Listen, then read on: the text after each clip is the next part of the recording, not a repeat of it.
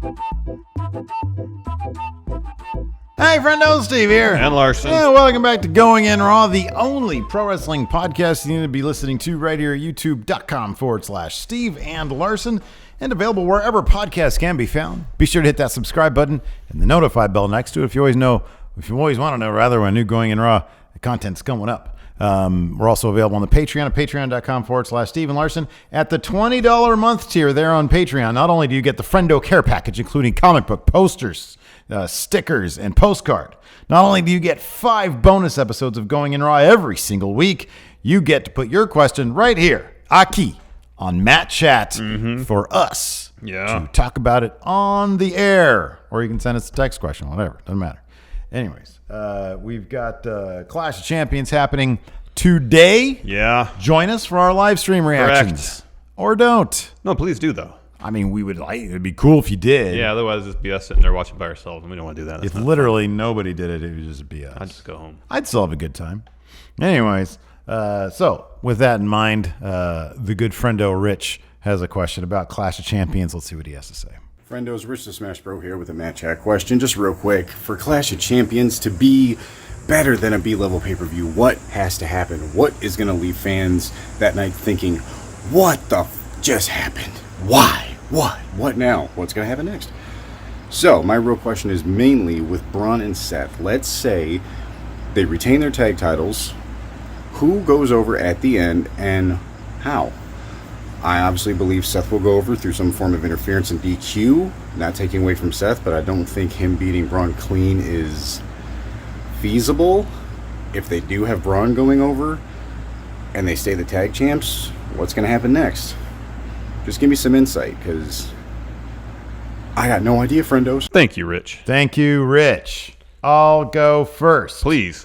You have a really great idea right here that I will let you talk about once it's your turn. But the idea, I think, the bigger idea as to how to make sure Clash of Champions feels like a pay-per-view that matters, it is not just some B-level pay-per-view, is consequences. Stuff of consequence has to happen on the show. Every championship is on the line. It stands to reason that a couple of these are going to change hands. The one that's probably most obvious is the Intercontinental Championship. It's probably going to go back to The Miz. That is one of zero consequence. Like that literally probably just a move by WWE's part in order to get Jericho's name taken off of Top of the record books for IC reigns, yes. Right, exactly. If the Raw Women's title, the SmackDown Women's title, if the four horsewomen ran some angle where they were all involved in some big moment, then it could elevate the pay-per-view. One moment I have potentially happening, although yours is the best. Your answer here written down is great.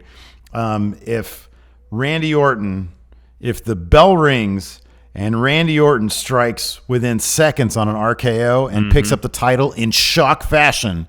Meanwhile, if they actually go through with the Revival versus New Day match, which is on the card, I don't remember them being mentioned at all this past week, though. If the Revival picked that up and that new-ish faction comes away with all the gold, that would be a big moment. So those are just a couple of ideas. What do you have? So it was mentioned by Golden One Center, the venue here in Sacramento that is hosting Hell in a Cell, that Bray Wyatt, the Fiend, will be taking on the winner of Seth Rollins, Braun Strowman. They've kind of chatted about it, alluded to it on TV. Finger movements, right? Yeah. How about this? Okay. During the main event, Rollins and Braun, the Fiend makes an appearance, and he helps Braun Strowman win that Universal title. Yeah. Everybody's talking about the Fiend right now. He just had a dark match after SmackDown last night and got the internet all abuzz. People love Bray Wyatt. True. Put him in a situation where he's doing something interesting in a high-profile situation, potentially a title on the line. He and Braun have a ton of history. Yeah. They can work into the stories and do something interesting with. Have the show end with Bray helping Braun win that title. Braun's like, what the heck? I don't want your help. And then you can get to some story about Wyatt family days. Maybe Bray still has some sort of mind control over Braun. Something interesting happens with it. Maybe. I don't know. That would be something out of left field, surprising to get people talking, make it feel like something more than a B-level pay-per-view. Well, in a more broad sense, if you made this pay-per-view centered around The Fiend, there's a number of matches. Roman Reigns versus Eric Rowan, which is Eric Rowan's breakout moment as a singles guy.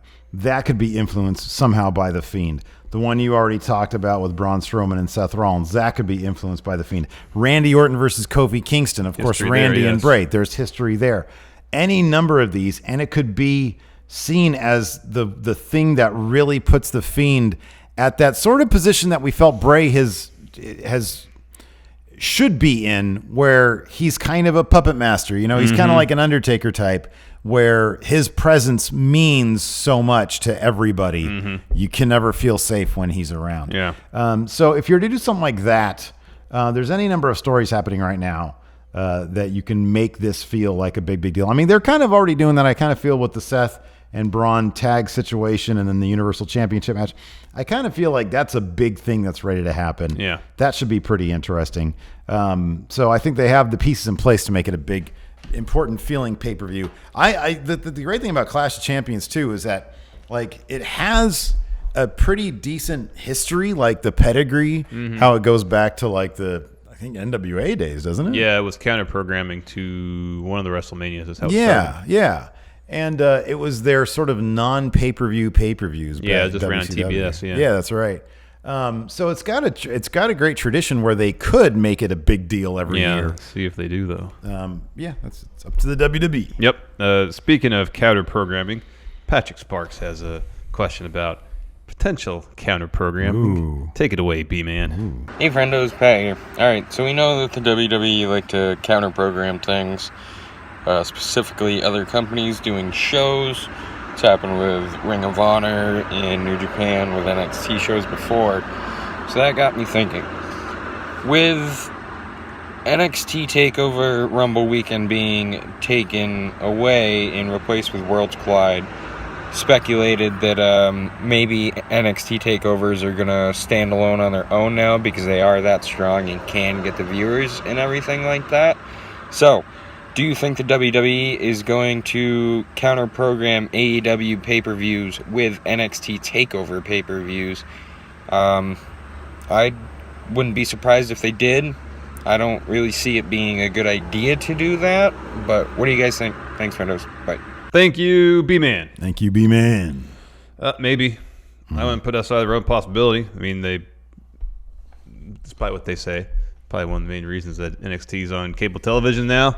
Counter program AEW. There's going to be a book written on that someday, man. I know. We'll figure out who approached who. I know. Because if AEW doesn't happen, if they don't get a cable TV deal of that magnitude, I don't think NXT is on cable TV yet. Yeah.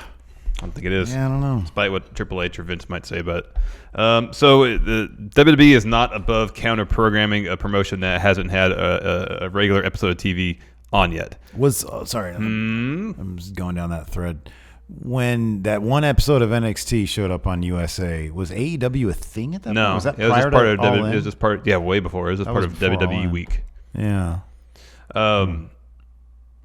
So we don't get a takeover Rumble weekend. Instead, we get Worlds Collide, which hopefully I hope is cool and has some stakes, has some consequences.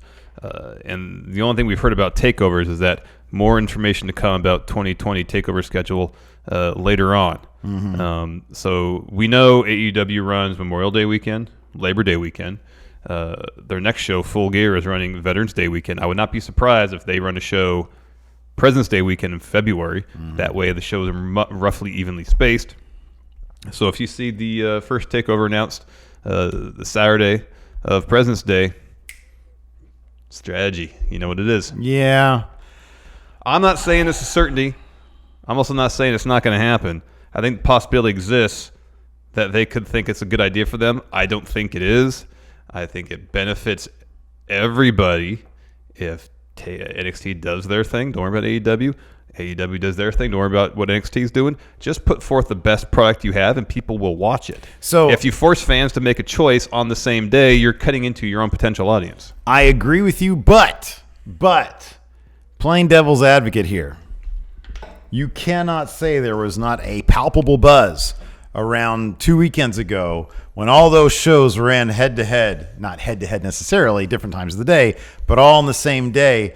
And the fans, and I think this could be spun as a positive thing, the fans get to choose what the buzz is, and it forces everybody to step up their game. That we couldn't do reaction streams for both shows. Well, that's a MP, not a YP, not their problem. I mean, my primary problem, the concern is my problems. Okay, well, you know what I'm saying. You were just talking about fans, and now you're just talking about us. Yeah, no, but it affects us. I mean, I'm talking we're about fans. how it affects the fans. Well, I mean, the fans might be in the position of like, well, I don't want to have to make a decision between watching these two. Why do WWE have to counter program AEW and they already have this weekend, and now I have to make a choice about what to watch? Well, that is one point of view. I'm just saying it was a very fun weekend. Lots of buzz coming out of that weekend. Even if they did this, so AEW typically runs their shows on Saturday or Sunday? Saturdays. If TakeOver moved to the same weekends, but on Sunday, the next day, now, yes, looking at us, would that be a big pain in the butt because we have to come in on Saturday and Sunday? But then you put yourself in a situation where, well, we're not forcing anybody not to watch AEW.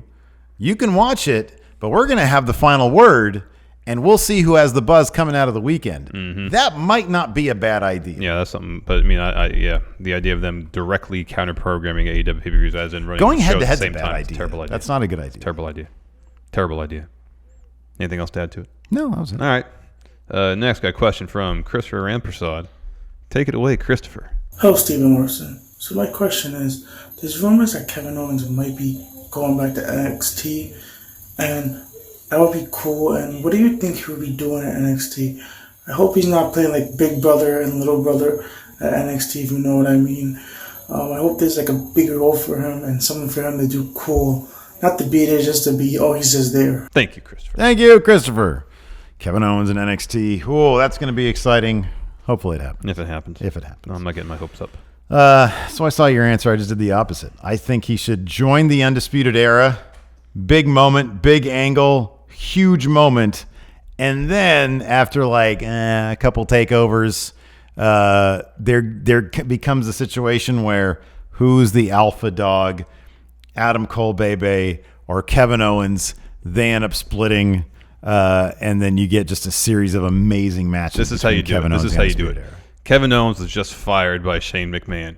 That means Kevin Owens is looking for a paycheck. And what was his motivation, his first run in NXT? He wants to get to the top to provide for his family. So this is how you do it. You have him show up. Adam Cole's there. He's excited. There's a hug. Next takeover. It's the Sami Zayn thing. It's the same exact thing. Mm-hmm. You think they're buddy. Immediately, Kevin Owens turns on Adam Cole. Why? Because he has a championship. Championships equal money. Feud there, and then, I don't know, a couple months later, he joins up anyways. You can't skip over the best part. How are you going to justify him joining with the Undisputed Era? Come on, man. It was all a big swerve. Oh, that's a little. I hate finger that. poke a dude. You know what I hate, man? I was thinking about this earlier because I forget who it is. Somebody has a question about tropes. Oh, yeah, Guion. About how, you see Roderick Strong being approached, and it's on security cam footage. Yeah. So it's not like they can make the claim that they were fooling for the cameras. Yeah. And they're trying to recruit him, and he says, no. And then he ends up joining with them. Why? Why did he do that? Bobby Fish got hurt. Right, exactly. That's why. Anyways, moving on. Andy Nero has a question. Seems kind of frustrated about Vince. Let's see what he has to say. Hey, friendos. Nero here. Just wanted to ask a quick question for Matt Chat. Why does Vince seem to have an allergic reaction to making money with his own superstars? We've all acknowledged the fact that Kevin Owens, as badass, stunning everyone, would be a moneymaker, and yet they've turned him into an apologist, family man, wuss. I just don't understand why they do that.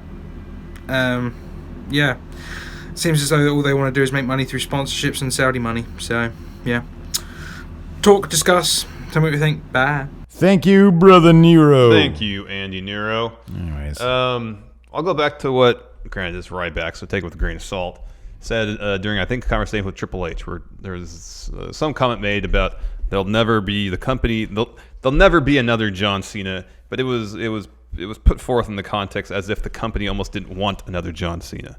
Because he felt that the company didn't want wrestlers with leverage. Yes. And so I wondered if this is a conscientious effort on WWE's part to adopt a philosophy that no one is above the brand. It's comparable to how the NFL markets itself. The NFL doesn't really market its top stars, or if it doesn't do it very well, because if it did, Tom Brady would be everywhere in terms of endorsements and doing marketing for the NFL, and he's not. The old adage is no one is above the shield for the NFL. They market the NFL brand, not so much their top stars. Every other sport, well, pretty much the NBA does it wonderfully. They market their top stars to great effect to promote the league.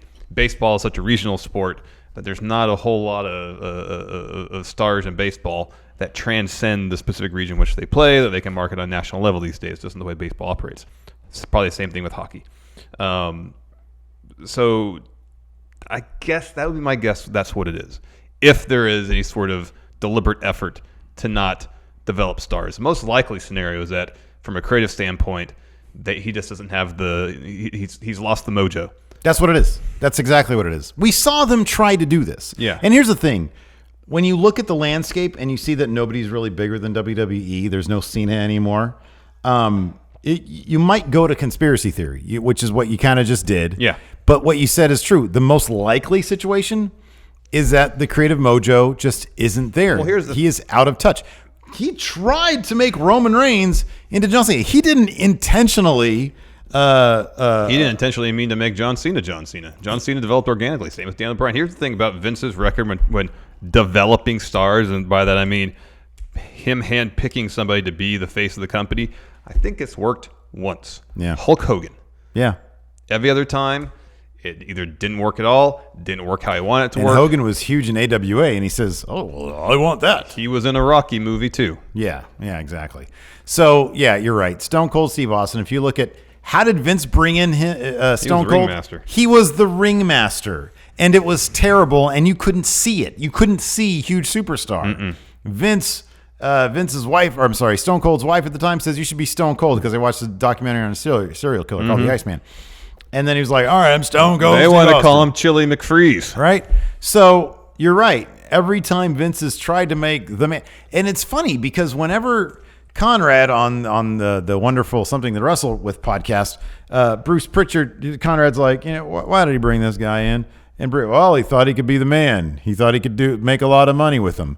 Vince will try whatever Vince can do to make stars, but it is capturing lightning in a bottle. It really is. It doesn't seem that easy. And he tries, and you can literally see it on the screen. Vince trying, the desperation sometimes that just comes spilling out. He doesn't know how to make huge stars. Yeah. He knows how to make stars, but not huge crossover stars. Mainstream crossover stars. They would love. Are you kidding me? They would love to have. Why do you think they allowed Roman Reigns to go do that movie? Because I guarantee if they wanted to put a stop to it, they could have put a stop to it. Probably. I mean, they probably have him under like a freaking management contract. So they want to put him in the movies because they want Roman Reigns to be a big star and a big crossover star because they would love to have The Rock. The Rock to this day tweets out stuff about WWE all the time. Yep. They would love to have another Cena. Yeah, Cena's still. He's just been following a bunch of C Nation Follow for members. follow. Yeah. So yeah, he would love to. And here's the thing: it's not that. Oh well, he's Vince McMahon. He can't. He doesn't know how. It is probably incredibly difficult. I'm not sure anybody can. Yeah. It's just you never know what's going to click with an audience. The formula for creating a John Cena, a big chunk of that formula involves something called luck. And you can't teach that. Nope. And you can't teach that. That's right. Next, the Raptor is back, but ooh, he's a ghost. Let's see what he says. Oh my goodness. Greetings, Stephen Larson. It's I, the Raptor, returned as a ghost. No, I'm not dead. It's Halloween, baby. Woo! So here's my question. Are people ever going to cut AEW some slack? Because it seems like AEW is supposed to be perfect, sell out all the time. And if they don't, they're a failure. It's like people don't understand how it takes time to build things. See you later, fellas. Thank you, the Raptor. Thank you, the Raptor. Woo! I've been watching celebrity ghost stories lately. Oh, how was that? Alabama is freaking obsessed with celebrity ghost stories. Oh, really? Because they're not really that scary. No. Anyway. So yeah. Oh, I go first, don't I? Yeah. Do you think so, dude? Oh, wait, no, you go first. I went first last time. All right, fine. People love nitpicking AEW. They love to. Yeah. Yeah, you know what? It ain't gonna stop until once AEW establishes their own rhythm, their own language, their own way of doing things. Then I think right now, because they're so new, it's easy to point at what they're doing and say, "Oh, you're doing this wrong. You're doing that wrong. You're doing this wrong." If they're successful on TV and get decent ratings, I'm talking 1 million a week. I think it'd be a huge success for them. If they do that and show some amount of growth, they don't stumble too much along the way. Once they establish their rhythm, their way of doing things so that the stumbles aren't really there anymore, then I think people, for the most part, the kind of nitpicking you see now won't exist. But as we see with WWE, people will complain just to complain. I mean, sometimes they'll be justified, sometimes they won't. That's just today. Like, people just complain about stuff. And sometimes it's like, yeah, everybody has their line in terms of what's justifiable and not. So people always complain about everything. But in terms of the nitpicky aspect of AEW, I think once they get into a rhythm, that'll probably stop. Yeah, maybe. I think people hold AEW to such a high standard because, I mean, their first 2 shows were really, really good. They came out, and when they announced the company, they said all the right things. It was not only in terms of wrestling, in a lot of other capacities. It seemed like it was a departure from how WWE has operated for a number of years and how pro wrestling, to a certain degree, has operated for a number of years. And so I think it set a really high bar in people's minds about how the company would operate, what kind of product they would have. And whenever there is a stumble, minor or major, people are quick to point it out because the bar was set so high to begin with. Yeah. And so maybe at a certain point down the road, when they hit a rhythm, people will be able to get comfortable with their product and how they operate as a business. People be like, all right, no point, picking out what's wrong with every little thing. But I think it's going to be a little while. And I think the magnifying glass, the spotlight's going to be on them probably longer than it would have had NXT not moved to the same night on cable TV. Possibly. Now the spotlight's going to be on both of them, both companies. I think more so AEW because they're the competition. They're the ones they're the insurgent company that's trying to make headway against this corporate monolith. The magnifying glass is really going to be on them. And if they have any little stumble, I think people are just going to harp on it. Yeah, I know. I agree completely. People give NXT at this point so much leeway, as well they should. They have earned a lot of equity. Yeah. Because they do a lot of things correctly.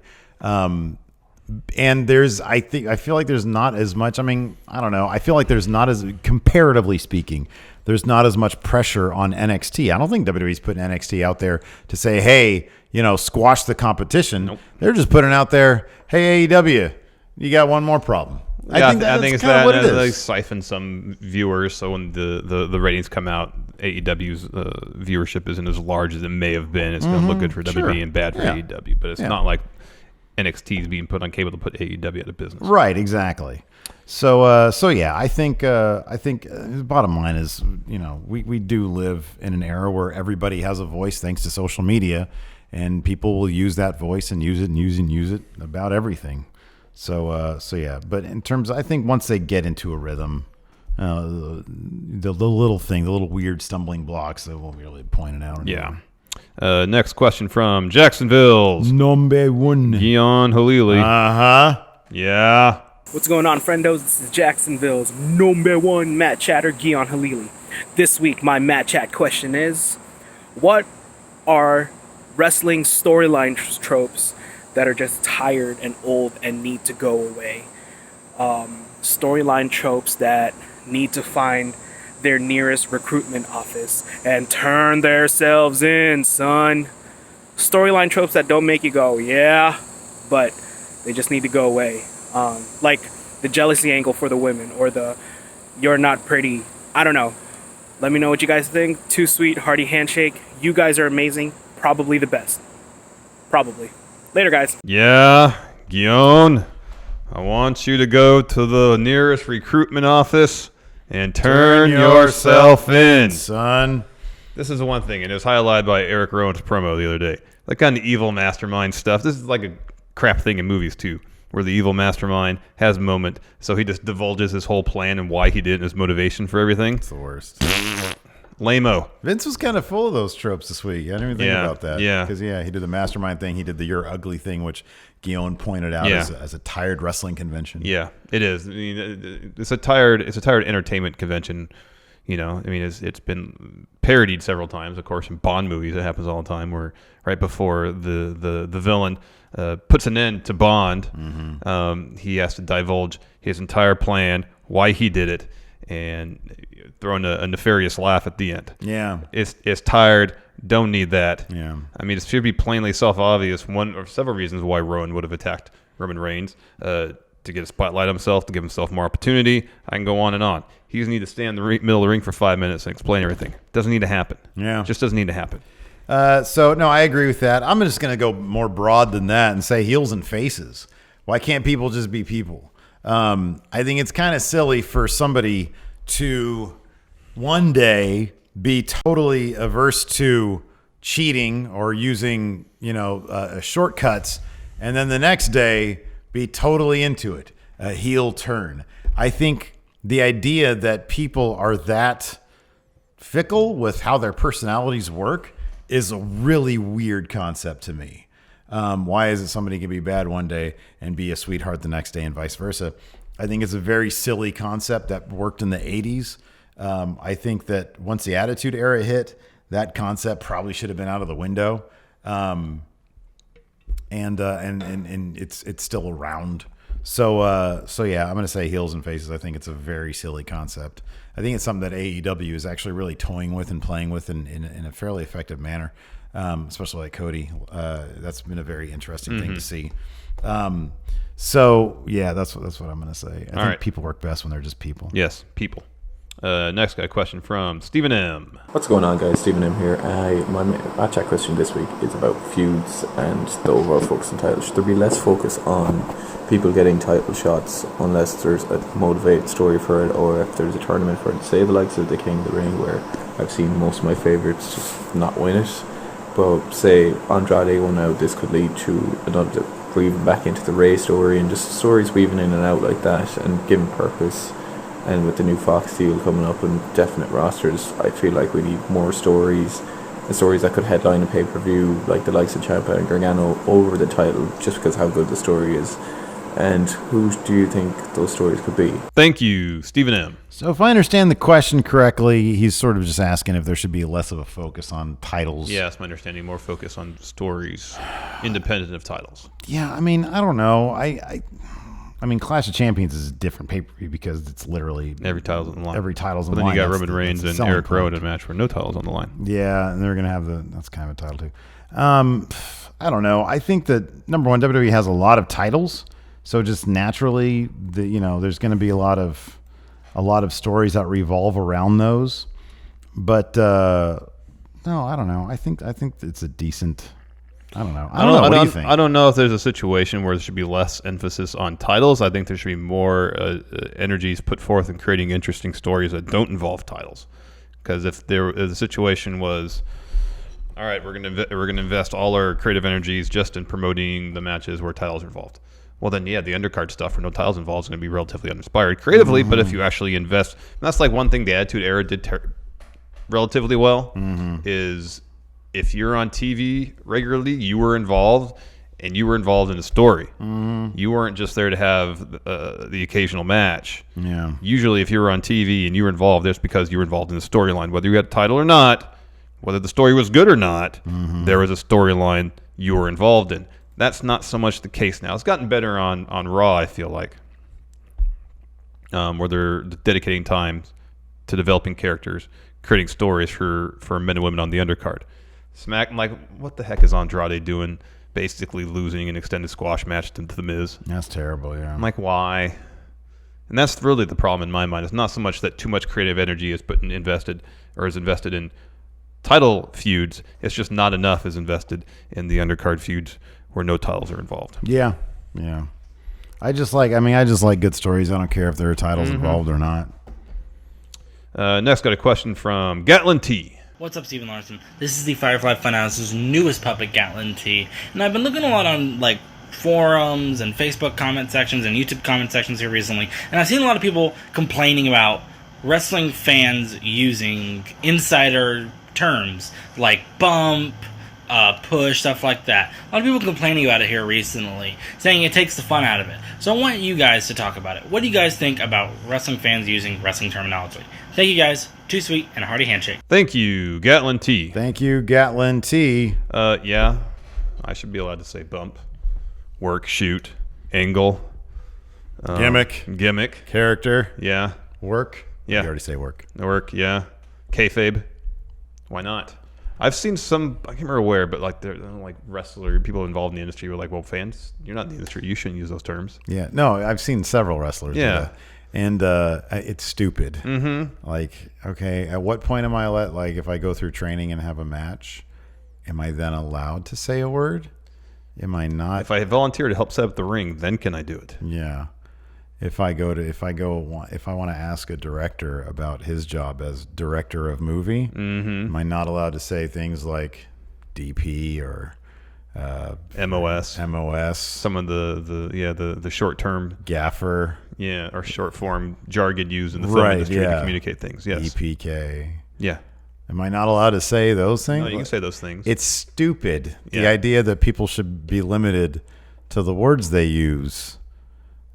That's a dumb concept. Yeah, I'm not in favor of saying wrestling fans can't use wrestling terminology. And of course they can. We're wrestling fans, so maybe we're biased. Maybe, but is it a thing where wrestlers who don't want fans using that terminology, they want to protect what mystery is left in pro wrestling? Is that what it is? I just don't know. I don't know the rationale. I don't know the reasoning behind it. Is it they trying to push this idea that being a wrestler working in the wrestling industry is an exclusive club with terms that can only be used by the members of said club? There's like an idea of you haven't paid you don't know what it's like because you haven't done it, so you don't know it. This is what it's sort of like. You haven't paid your dues. I'll use this analogy. Our community of the friendos, and if we say hey friendo walking around, if someone comes up to us, hey friendos say it to each other. It's a feeling of community. Yeah. It's a common language that we all speak. Yeah. Hey, you're not me. Slow wolf pack. Yeah. And wrestling fans, using that terminology, speaks to the community that we all exist in. Mm-hmm. So to say no, you can't use the language that's associated, terminology used with this community that you exist in, is lame. I think there's an antiquated concept that I think is perpetuated by wrestlers even today. That when you mentioned earlier protecting the business, that like there has to be some weird separation. It's like, nah, man. Like it's like this. Guess what? If ever since like shoot interviews have been a thing and the business has opened up and WWE or Vince was in court talking about, no, it's predetermined. Guess what? We all know, dude. My dad, he'll talk endlessly about seeing matches at the Memorial Auditorium in the 1973, and I asked him, do you think anybody in that building thought it was real? He's like, no. You know, the first thing my dad told me when I first started watching wrestling in the 80s, that's fake. Right, yeah. Yeah. I mean, we still hear that today from people. Yeah. Well, that's not the point. The fact that whether it's real or not is not the point. The point is that they're telling stories and it's entertaining. That's what matters. Right. Well, I don't need to be protected from anything. No. The business doesn't need to be protected from me. No. So business seems to be doing just fine right now. Right, exactly. So I don't know. I think that's a really silly thing. But I do think it's oddly perpetuated by like some younger wrestlers these days. That it's still and I'll be honest, it's probably because there are, and let's face it, I'm not going to include just, I'm not going to say this is exclusive to wrestling, but wrestling has its fair share of obnoxious fans. Same can be said if you look at Twitter these days. Same thing in movies, music, everything has obnoxious fans. Mm-hmm. But the barrier between wrestler and fan is so thin these days that they probably get a lot of stuff from people saying things, thinking that they're clever. Those obnoxious fans who think they're so clever by using it, by using those terms, that's probably where the resentment builds from these days. It could be. And I understand that. But, I mean, that's got to get old at some point. You'd think so. But I can understand that. I've talked about this with a couple people. Like seemingly every time I go to a movie, a concert, or a wrestling show, there's always somebody sitting in that crowd who's doing something annoying, who thinks they're clever, who's trying to make the show about them, and that's so irritating. So, they're ruining it for everybody. Mm-hmm. I don't know. That kind of leads to the next question here. Perfect segue. Dougie Fox. Dougie Fox. Dougie has to say. Hello, Stephen Larson. This is Utah's own Dougie Fox with a Matt Chat question for you and the Friendoverse. So as we saw on Monday Night Raw, Seth Rollins made a comment that he was the best wrestler of all time, and then we heard the crowd chanting CM Punk. For me, that's a personal pet peeve, is when the crowd starts chanting CM Punk really during any situation like that. Similarly, when a match isn't going the way the crowd wants, they chant CM Punk or some other things. For you guys, debate it. Is that disrespectful? And also, what are some things that audiences do that you think we need to cut out at live events? Too sweet? Hearty handshake? Talk to you later. Thank you, Dougie. Thank you, Dougie. So, go ahead. Yeah, I think that it's shouting CM Punk is okay at Vince. That's kind of it. Maybe Triple H. No. His goodwill's too much. Stephanie. I thought about that too. Stephanie maybe. But Triple H and Shane, nah. I'm sure Triple H is really the one who got CM Punk fired, though. Probably, but he's built up too much credibility. Is it disrespectful to wrestlers? Hell yeah, it is. Oh yeah, that's terrible. Basically, like you can what Stone Cold, don't what anybody else. Oh, I hate the what. I hate it. Don't chant CM Punk. I know. Don't go playing with the beach balls during a match. It's disrespectful. Yeah. It's horribly disrespectful. Don't hold up your baby. Why are you bringing a baby to a wrestling show? Yeah, that's weird. That is very strange. Don't bring a baby to a wrestling show. Get a friggin' babysitter. Cheering and booing, of course. If the match really stinks, I'm not huge on the boring stuff, but all right. But that's if it's a real stinker. So if there's some things like, I'm not huge on it. I guess I can't say that boring is okay. Not so like I was thinking like if Shane McMahon, remember there was that stretch where he was on TV all the time? Yeah. And he's just yapping away and the crowd starts chanting boring. I wouldn't do it myself, but I kind of understand. Given the circumstances, I don't have a problem with that. But like if you're there for 205 Live and they're doing a couple moves to feel each other out at the beginning of a match, you're chanting boring. Get out of here. Get out of here with that. You have to give things a chance. I hate that so much. And guess what? Even if you don't like it, 15 minutes in, shut up. Well, because people probably do like it. Well, 15 minutes in, most of the time, they're the ones that are chanting, this is awesome. I know, right? Then they turn around. I don't know. Again, man, I can point at every single wrestling show I've been to and probably give you somebody who is annoying. There was the one that we went to Christmas and New Year's or whatever it was, the double taping, where that guy to our right was endlessly, and we're in the lower bowl, but we're pretty high up, would not stop screaming at JoJo. Like, dude, shut up. Yeah. Just shut up. Yeah. Shut it. Yeah, he wouldn't keep his mouth shut. There was the house show that I went to that Hilton got me tickets for. And 2 seats down, there was a guy heckling Emma because it was right after she stole something or she was busted for shoplifting. Shoplifting, yeah. Like every single show. There's been a couple that nobody's been doing it, but usually. Yeah. Next, got a question from Cult of False Realities. Just be cool, man. Yeah, just be cool. Just be cool like Cult of False Realities. He's cool. Just be cool. What's going on, Stephen Larson and all the friendos out there? Cult of False Realities, back with another Matt Chat question. I am currently taking a break from 2K20 to do this question. And my question is about tag teams, trios, and factions. Now, what we currently have is great, but I feel like we could use more, especially tag teams, and maybe some trios too. So, there's going to be 2 parts. Part 1, out of the tag teams, trios, and factions we have now, which ones do you think should break up? And part 2 is, out of those people who you think should break up, who should be new makeshift tag teams, trios, and factions. For example, I would like to see Cedric Alexander and Big E as a tag team, Aleister Black, Damian Priest, and old school Baron Corbin as a trio. But see what you guys can come up with. Too sweet, hearty handshake. Thanks, guys. Thank you, Cult of False Realities. Thank you, friendo. Forgotten Son should break up. No, what are they gonna do? What the heck are they gonna do? Buddy Murphy, no, but Drake, Wesley Blake. Blake, man, yeah. Get him back in the tag team with Buddy Murphy. Main roster. No. They were a good tag team. Buddy Murphy's good. I had an idea for someone to join with Jackson Riker, and then I forgot about it. Someone else on NXT. That'd have been good. Ooh, what if Jackson Riker and Damian Priest form a team? The Vampire and the Terminator.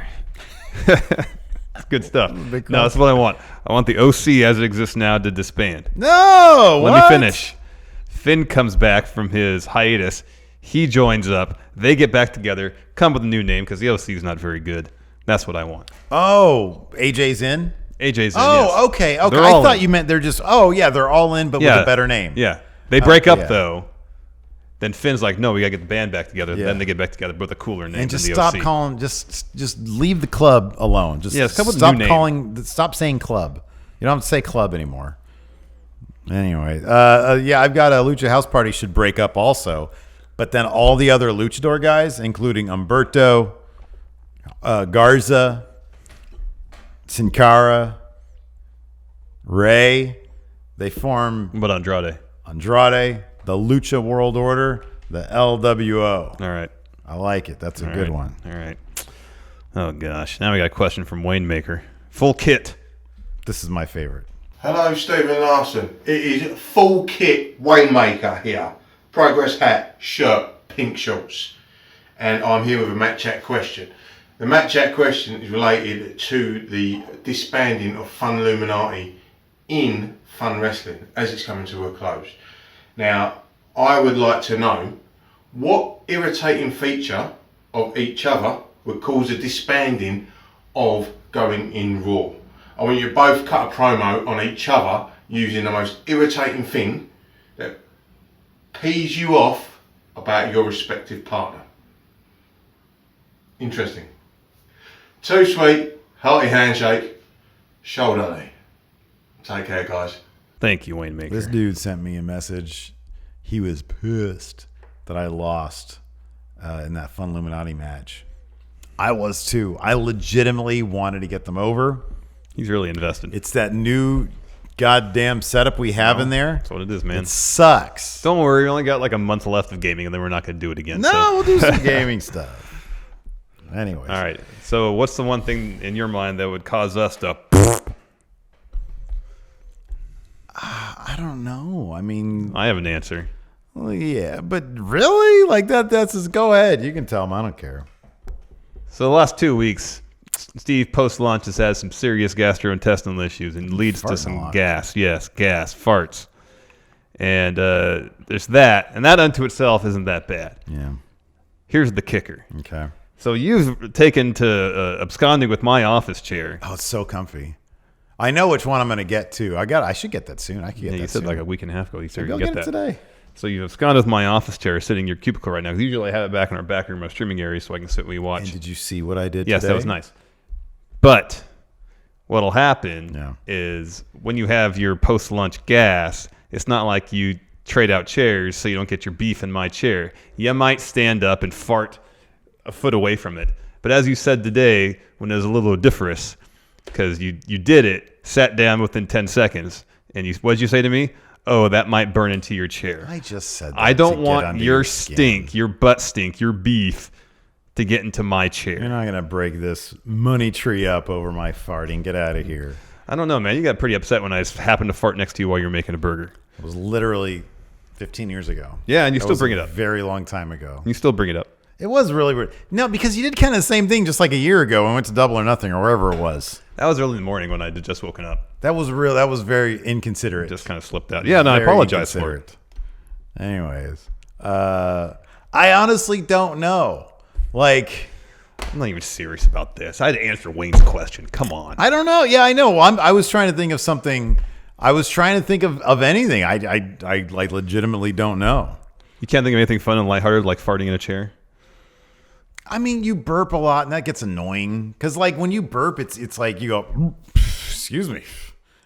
I'm like, why are you blowing? Well, there's gas in my mouth. Where's it supposed to go? I don't say anything because I'm like, I don't really care. so there's that. I try to look the other know. way. I don't know. But no, I'm honestly, I'm trying to come up with something that even isn't like what could you do? But we've been a team for like 10 years. What if I develop narcolepsy? If I just start falling asleep randomly during the middle of the show? I mean, I don't know. Some days I feel like that could happen, Steve. Yeah. No, but even that. So even like, if I see that there is something that a change we can make that could improve your lot. Like, that's why I moved the podcast up and out. We're going to have to. Because you come in tired. We're going to have to do short form programming all the time if I start suffering from narcolepsy. That'd be weird. I don't know. I'd keep it long for. It'd be cool if you just like zoned it. I would just face plant on my as long as laptop, it was fall like sort of asleep. the violent narcolepsy, where you just dunk, then it'd be hilarious. Bleeding everywhere. Right, that'd be great. So yeah, I don't know. If you became, I don't know. Winning solves everything. Like if our money started going down the tubes, I could see maybe you'd start like freaking out and you'd get all willy-nilly. Because I've seen you when you've been stressed about like circumstances. Yeah. And you're not fun to be around. And that could translate to the content maybe. So that's possibly. To be fair, I'm not really that fun to be around, period. No, you can be. You can be. Sometimes you're a pill, but you can be pretty fun to be around. I am a pill. I got some text questions here. First from Joshua Martinez. He asked, since Batista is going to be in Gears 5 after this Sunday, what are some other non-wrestling video game / wrestling crossovers? All right. Oh, that first one's really good. Aerostar in Trials HD. Hold on. That's good. Is there any game where you're falling a lot? I'm trying to think. There's got to be this game that just involves falling. Well, like in GTA, they have parachute challenges where you have to fall out of the plane and like fall the most amount of feet before you hit the parachute and then land. Yeah. No, it's good. Aerostar's good. And then I've just got all the AAA stars in Twisted Metal because it was similar. There's a lot of clowns. And then my favorite one is Dexter Loomis in a Manhunt reboot. That's good. I got to play Manhunt again. I got some obvious ones. Xavier Woods, he's a huge fan of the Street Fighter games. I think fighting games in general. Remember, he and the rest of the New Day took on the Elite at East 3 with the Street Fighter. I love how the other two New Day guys, like Kofi and Big E, and then the Young Bucks, just were, I'm not going to say bored, but they did not nowhere get it. near as invested as Xavier Woods and Kenny Omega were. Yeah. Bray Wyatt in a survival horror game. That's good. Samoa Joe as the lead, or at least a lead character in GTA 6. That's a really good answer. And finally, Hangman Adam Page as a star of some Red Dead Redemption 2 DLC. The problem with that one is that all the characters in actual Red Dead Redemption are far more charismatic than Hangman Page. But he'll do a shooting star press off That's a good point. a barn or something, and man, that'll be impressive. I'm joking. I love Hangman Page. Next, Hudley Doodley Champ says this week's questions from Going in Raw pizza expert Arma. You're forced into an escape room with Matt Taven, Adam Mayhem, Kona Reeves, Sexy Star, and Alicia Fox. Sexy Star. All must be alive and conscious by the end of it. How do you survive? Number one, I didn't know that deaths and fatalities were a thing in escape rooms. Is this like a Saw type escape room? I mean, I guess. I mean, the only person here I can speak to is Adam Mayhem. I know Adam Mayhem's a pretty sharp tack. He's a pretty bright dude. He is. Really? Yeah. Are we talking about the same guy? Yeah. Adam Mayhem. Yeah. Adam Mayhem. Sure. Adam Mayhem? Yeah. I mean, I'm smart, and he fooled me out of a bunch of money. Oh, I forgot we were in kayfabe. Yeah, go ahead. He's a genius then. Well, I'm not that smart. Oh, okay. So I guess if we're talking about like an escape room, solving puzzles, you got an hour to get out of it. Like, I feel like I can work with Adam Mayhem. I'm not worried about him. I don't understand where the all must be alive and conscious by the end of it, though. What does that mean? I don't know either. I'm going to take this to be a Jigsaw-esque Saw room where... Someone's got to saw off a foot to get out of there. Yeah, so we would all just gang up on Matt Taven and make him saw off a foot. Because he's annoying and he doesn't need it anyway. He's a crap wrestler. All right. And it wouldn't take much convincing because he's probably not very smart. Oh, wow. All right, fair enough. Luisa Reza Power rank the top 3 best theme songs in AEW. The top 3 worst or least fitting. I don't know the vast majority of them. Yeah, I mean, the two in terms of best, the only two I can really remember, number 1, far and away, is Best Friend for me. And yes, part of that is the video package, the Titantron short. The song itself is catchy and it's pretty good. Yeah, the song is actually pretty good. It's a good song. In terms of pure theme, Hangman Page has the best theme in all of All Elite. Hangman's theme is really great. It's so good. It's really good. Is. I don't like Kenny's new theme. I don't even know it. That's the problem. Yeah, I know. Because this one in New Japan was pretty... I know I've heard it. Iconic. And I don't remember it. And it bums me out. Does New Japan own that, I guess? Or is it is it a Kenny thing where, it's a new chapter in my life? Oh, it might be. I'm pretty sure New Japan probably owns it. Because did Hangman use his theme in New Japan? I feel like it, but maybe if it's a thing that he commissioned and paid for. That could be. Versus something that New Japan... Hangman paid. Cody's theme is probably the best one. Like, in terms of it fits him the best... I know he commissioned it. Cody's theme sounds like a WWE theme because didn't the same people who did that theme do his WWE theme? Oh, maybe. I don't know. I want to say that's true. So I'm going to say Cody. And then Jericho, he did his own theme. Yeah, it's Judas, isn't it? Judas, yeah. It's just one of his songs. It's just one of his songs. But we don't really like Fozzy. And his finisher is a Judas effect. Yeah. And the song is called Judas. Judas, yes. It fits. It's him. Yeah. He's singing it. Yeah, I know. I think I'm used to it by this time. I'm not a fan of Fozzy, but... They're going to be in town here soon. But I'm not a fan of most wrestling, I'll put it this way. You like Mark Andrews' band now. Oh, I love Junior. They're great. Top 3 band for me now. If the guys who did the theme song to...